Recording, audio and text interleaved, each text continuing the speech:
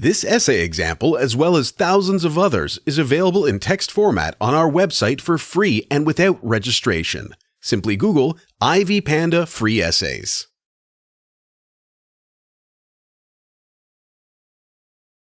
Most of us have grown up watching the market economy work, and we take it for granted. However, this approach makes people value food, clothing, and other goods, which causes the current tendency and problem of overconsumption. Robin Kimmerer, in The Gift of Strawberries, offers the concept of gift economy as a different perspective on the processes of receiving and exchanging goods. Although it cannot replace the modern market economy system, it can change the way people perceive consumption. My childhood on a farm allowed me to understand Kimmerer's position on the gift economy since I grew up in an environment similar to the author's that shaped my worldview. In The Gift of Strawberries, Kimmerer reveals some of her life experiences to explain the principles of the gift economy. First, the author talks about picking wild berries that were meant only to be eaten, as well as a gift to her father in the form of a berry shortcake. In these descriptions, Kimmerer explains the first principles of the gift of the economy, such as everything that people receive is a gift from the land, but a present they can give is their time, attention, and work.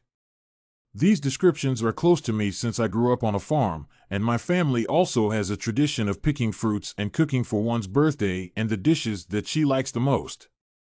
For this reason, I understand the feelings that Kimmerer talks about, namely the value that nature's gifts carry in the hands of people. I also like the phrase that Kimmerer would probably steal wild strawberries if she saw them in the store. I understand that these strawberries have a price to justify the efforts of the person who picked them from the point of market economics.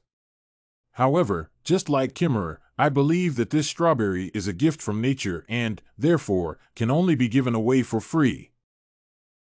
Another principle that is of great importance in the gift economy is that gifts create a feeling of responsibility in the recipient. A simple example of socks knitted by a grandmother, I think, is close to any person who received homemade gifts. While they are free to recipients and probably less expensive than a present from the store to the giver, they are of significantly greater value. This value is created by the intention of a person to express their love or respect. For this reason, people value gifts more than the things they buy because of the sense of special connection. However, I observe that the market economy also causes people to depreciate this connection when people choose any gifts or accept them by thinking of their prices. This behavior is a consequence and disadvantage of the market economy, which exacerbates the problem of consumption. Therefore, as someone who has had the good fortune to observe both economies, I can clearly see these differences. Another principle that strikes me as key in the chapter is that gifts are not free. Kimmerer demonstrates that although presents have no actual economic value to the recipient, they have a significantly higher cost of responsibility. The person who receives the gift feels a responsibility to give something in return to the same person or others. This culture exists not only in the market that Kimmerer describes, but also in other organized or self-existent movements. This idea reminded me of such movements as hitchhiking, couch surfing, or the Burning Man Festival, which are based on the principle of exchange. People who once hitchhiked or stayed in strangers' homes on couch surfing often also stop on the road to help a traveler or host guests at their home. Burning Man Festival visitors who receive free food and entertainment from other people often return to the festival to offer their services to strangers.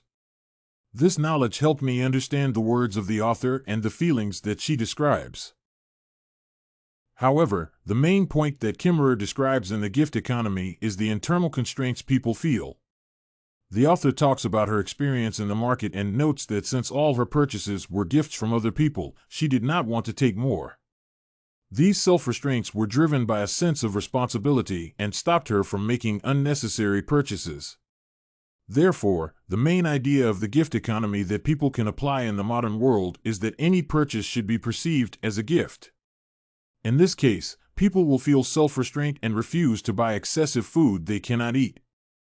People will reject the gifts of production that are unpleasant to them if they see the hard work of a person behind the next unnecessary clothes. In this way, treating all goods as gifts will help reduce overconsumption and, hence, the use of resources and waste that it causes. In conclusion, my childhood experience of growing up on a farm is very similar to that of Kimmerer, which helped me understand the author's ideas about the gift of the economy. At the same time, since today I live by the laws of a market economy, I also understand Kimmerer's suggestions about applying some of the principles she described to the modern world. My environment influenced my attitude, thus, I agree entirely with the author's ideas and have experienced many of them in my life. For this reason, I find that people's perception of all goods as gifts from nature or people is an excellent solution to reduce the problem of overconsumption. If you want to find more works like this essay on The Gift of Strawberries by Robin Kimmerer, head over to ivypanda.com. It has a collection of samples with thousands of submissions covering virtually all academic subjects.